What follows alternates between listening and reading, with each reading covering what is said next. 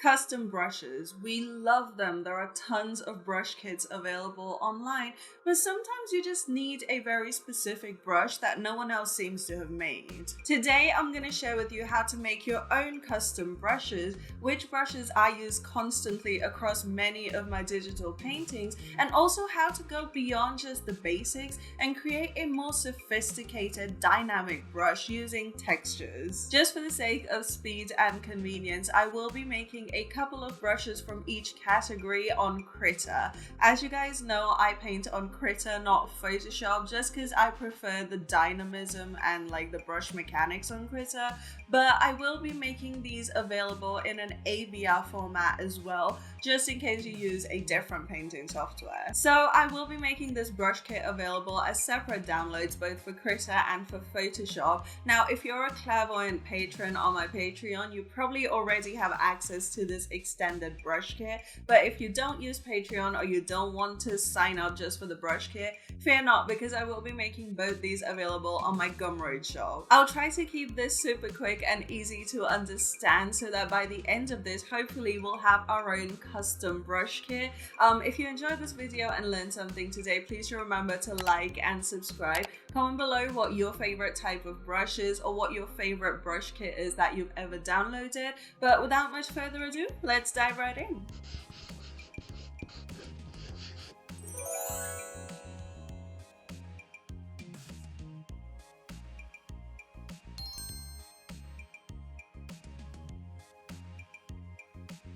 Okay, so step one of the process for me was to plan out my brushes.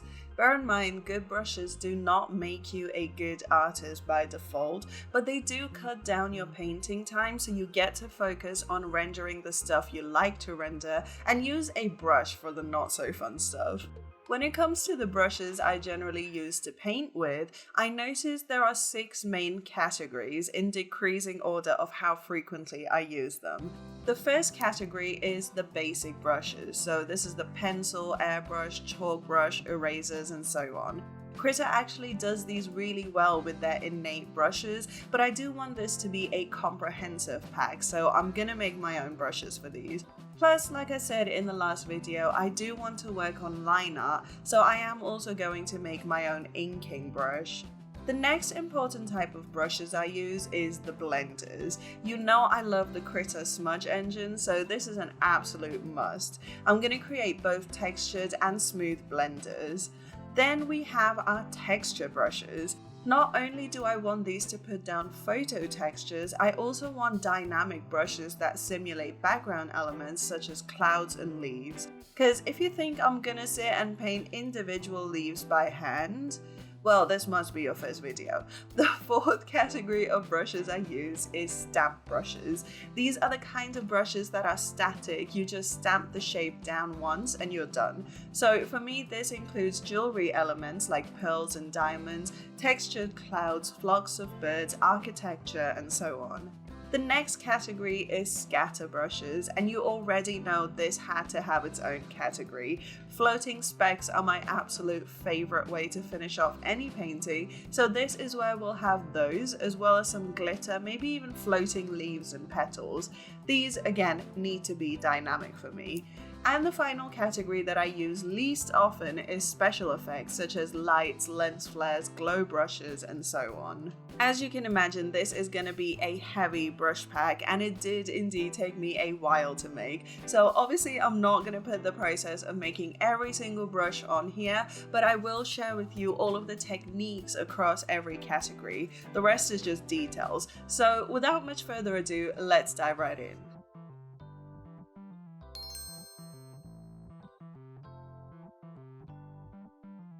The first brush I want to create is a pencil brush.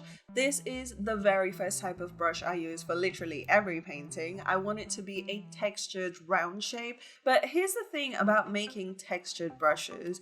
Never limit yourself to the texture of the actual thing, because I found that rather than looking for the texture of pencil on paper, the best texture for a pencil brush is actually concrete.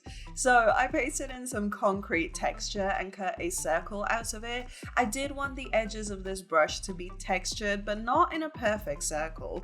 So I ended up messing around with the outer edge until it felt random, and then I darkened the innermost part of the circle just so it's putting down a lot of pigment. And what we've just done is create the brush alpha. This is the shape that the brush engine will stamp over and over in order to create your brush. So let's actually create the brush itself. I opened the Krita brush editor, hit the arrow on the top left, then hit the little plus sign at the bottom.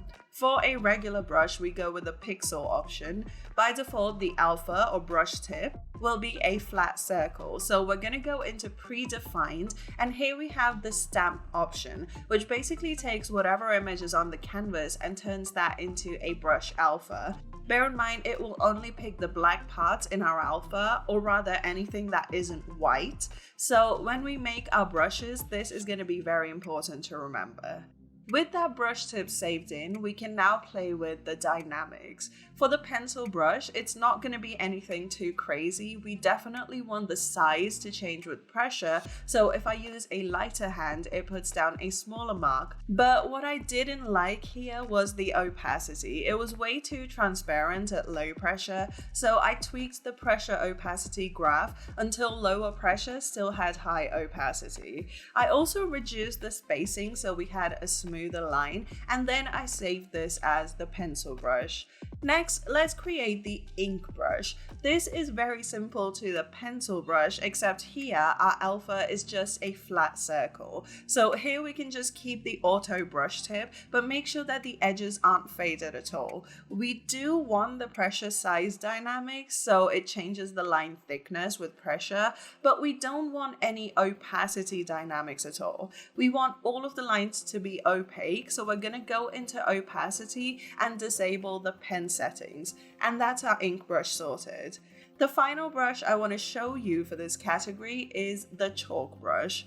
I like my chalk brushes to not be super round, so I actually went with a square alpha for this one, and instead of pasting in the texture and cutting a square out of it, I actually decided to go with a flat brush and apply texture to it in the brush settings. So here I've got my patterns window open, and I'm going to go in and import the pattern that I've saved for the chalk brush.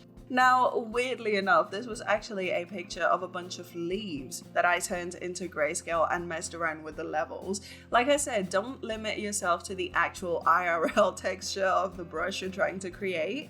So I stamped the square alpha for the brush tip, and this time we're going to go down into the texture menu and select pattern.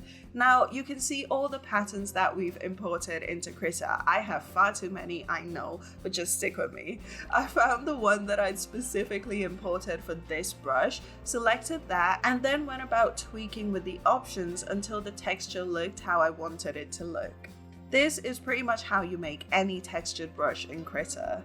I then played with the size and opacity dynamics until there was a fluid dynamic chalk brush, and then I saved the preset. So here's all the brushes that I created for the basics. The pencil, ink, and chalk brushes that we saw.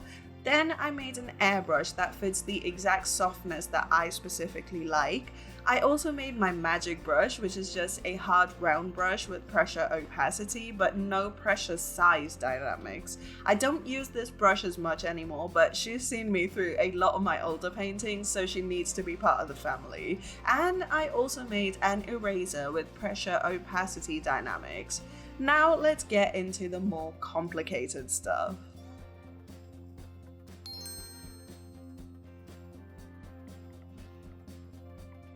When it comes to smudge brushes, I like each of them to have a specific purpose. The one smudge brush I use most often is a textured blender. So step one is, of course, to import the texture. So this time we're going to go with the color smudge base. I want us to have a square alpha, which we already have saved from the chalk brush we created. Remember, we didn't texture the tip itself, which means it is easily reusable. And I want this brush to have rotation dynamics, so it's not just smudging in a static linear way. I like to set my rotation map to distance rather than pressure, just so it's a little more random. The most important attribute in every one of my favorite smudge brushes, however, is that they have scatter enabled. Nothing too crazy, but the brush just doesn't move in a singular linear direction, it scatters the paint around. In my opinion, this creates a more organic blend, and without it, your brush is basically just moving the paint around rather than actually blending it. And finally, let's throw in the texture. This brush was actually a lot of fun to make because it had so many aspects to it. Also remember to uncheck the color rate because otherwise the brush is going to put down more color as it smudges. Let's also make a quick smooth blender together. I kept the alpha around because I want this to be super smooth. Again, the same dynamics as the first blender, but without any added texture. When I made this brush, I had in mind the kind of super smooth blended skin that Ross Tran paints, so that's kind of what inspired this one. So for the blenders, here are the 4 brushes that I made. We have our textured and smooth blenders. I also added in a noisy blender, which adds a bit of random noise as it blends. And then I added in a smear brush, which by the way is an excellent alternative to liquify if you use it subtly enough.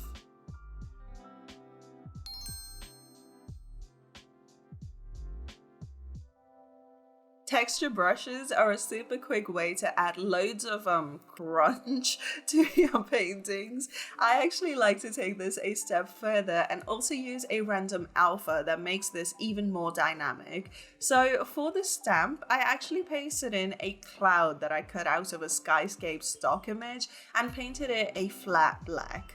With this as the brush tip, I definitely wanted a lot of randomness with the rotation and such. We then go ahead and add the textures that we imported for these brushes. I went with very abstract textures just so they're more versatile. I messed around with the look of the texture and here's the brush it came up with. Before we go into the more dynamic brushes, here are the 5 texture brushes that I created. I feel like there is a lot of use you can get out of each one, especially if you like textured backgrounds but don't want to paint it by hand. And if you hate painting backgrounds by hand, here are some dynamic brushes to save your life. Let's start with a dynamic cloud brush. This time I didn't paint the alpha all black, and that means the brush tip will have some texture just like on the pencil brush that we made. I did, however, make it a little broader just so it looks nicer when randomized.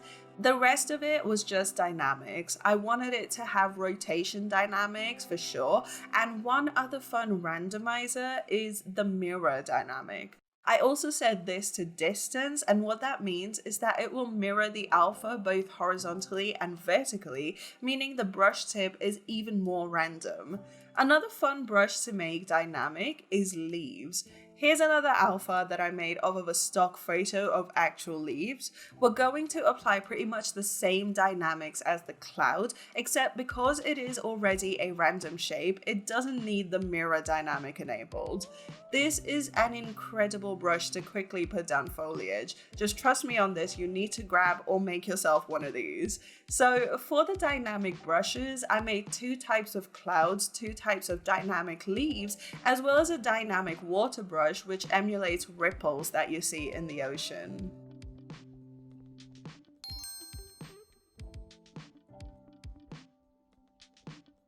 Alrighty, this is probably the biggest category of them all because stamp brushes are literally the lowest effort to both make and use. Let's start with a quick brush that puts down diamonds. Oh yeah, it's a lifesaver. I literally just found a picture of a diamond, turned it grayscale and upped the contrast. We're just gonna make a basic pixel brush and use this as a stamp brush tip. I also like to increase the spacing so it doesn't accidentally put down 2 diamonds overlapping each other if my hand slips while I'm painting. No other dynamics, I'm just gonna save this. Another great stamp brush is birds. Now, if you've seen me paint any scene ever, I can guarantee you've likely seen some birds in the background. Again, I just saved some stock photos and turned them into alphas. I also actually made the bird brush dynamic just in case you ever want to have a bunch of scattered birds in the sky going in random directions. And a third amazing type of stamp brush is the galaxy kind. And again, I just grabbed a stock image of a galaxy type sky, messed around with the levels, and it gave me this super cool cloudy starry sky. So I made it into a stamp brush, which by the way, I got all of my stock images of Unsplash, which is where I get pretty much every stock image I've ever used. But yeah, look how cool the galaxy looks. So here are all the stamp brushes that I created. We have our jewelry brushes, and I actually threw in a pearl brush that you can use as individual stamps, but also if you drag it, it creates a necklace. There's a couple of different types of diamonds in there as well. Then I created some stamps for textured clouds. These are perfect if you're just quickly trying to throw in some sky details in and don't need to create specific cloud shapes. Bear in mind though, these are not dynamic, they are literally just stamp brushes. Then of course the birdies, I made 3 kinds of bird brushes. Of course there's 3 separate galaxy brushes as well as some planet brushes, because why not? Another life-saving stamp brush to create is architecture. So I added in some brushes from skylines and buildings just in case your distant backgrounds need some details. There's some mountains in there and also some trees, but again, these are the stamp kind, so you literally just tap them down and that's it, job done.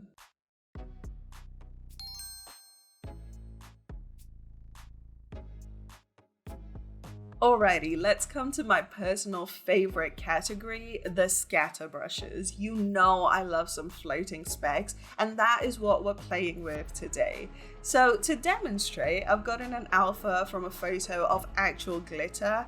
I actually reshaped this so it doesn't stamp down super square because we do want these to be super dynamic.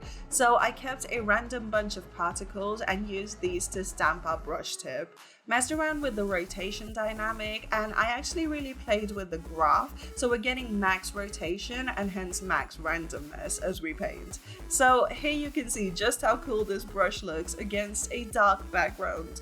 For this section, I made 3 kinds of glitter brushes, a less dense floating specks brush, some brushes that emulate falling petals and leaves in case you want to show wind or anything like that, and also a couple of bokeh brushes just for some extra razzle dazzle. I love these brushes so much and I am fully gonna use the hell out of them.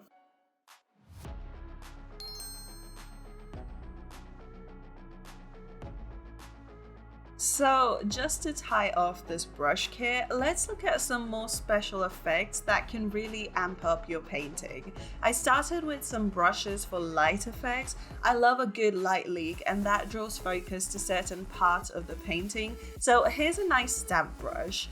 And here's a lens flare alpha that I cut out of a photo. These are notoriously hard to create for a variety of reasons, but primarily because it is hard to find an edge for what is essentially a bunch of light.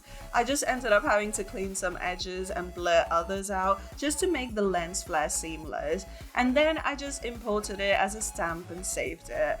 Another fun light effect is the glow brush. This is essentially like a double-stepped airbrush where you have super soft edges but a more dense soft circle in the center, almost like there are 2 boundaries. I like to use these for glowy elements such as embers or glowing costume elements and lights. With this one, I want it to be a seamless brush like a pencil or an airbrush, so I definitely reduced the distance. Finally, I want to show you guys a super fun brush that adds loads of randomness to your color palette, and that is the rainbow brush. For this, I created a rectangle alpha and blurred the bottom edge just for a bit of texture. And what we're gonna do here is actually set the hue to vary with distance or time if you prefer, and based on how far the curves deviate from 0 is how many different hues it will put down. And basically you have a rainbow brush. So here are all the brushes in the final special effects category. We have some lens flares, some directional beams of light, which make for really nice spotlights. There's a glow brush that is dynamic, and we have a few variations of the rainbow brush. All in all, we have 6 basic brushes, 4 blenders, 10 texture and dynamic brushes, 24 stamp brushes, 8 scatter brushes, and 8 special effects brushes. So a total of 60 brushes that I make completely from scratch. You can grab these as a Patreon reward for the $3 clairvoyance and above, but if you prefer to buy these as a one-off, I do have them listed for the same price on my Gumroad. And like I said, I also made a Photoshop version of these as an ABR file, and that is its own download as well. I'll leave all of the links in the video description, and I really hope you guys love the brushes. Now, obviously, like I mentioned, a good brush kit will not magically make you a better artist. However, what it will do is cut your painting time very short, because you don't have to paint every texture and every floating speck in detail by hand. Again, my patrons on the clairvoyant tier and above do get to have this extended brush kit as a Patreon reward on there already. But again, like I said, I will be making these available in both the Krita and the ABR format on my Gumroad, so if you want to grab it that way, feel free to. I'll leave all of the links down in the description below. I hope this was a fun video that helped you go around making your own custom brushes. If you did enjoy it and find it helpful, please remember to like and subscribe, and feel free to comment below what brush you most need,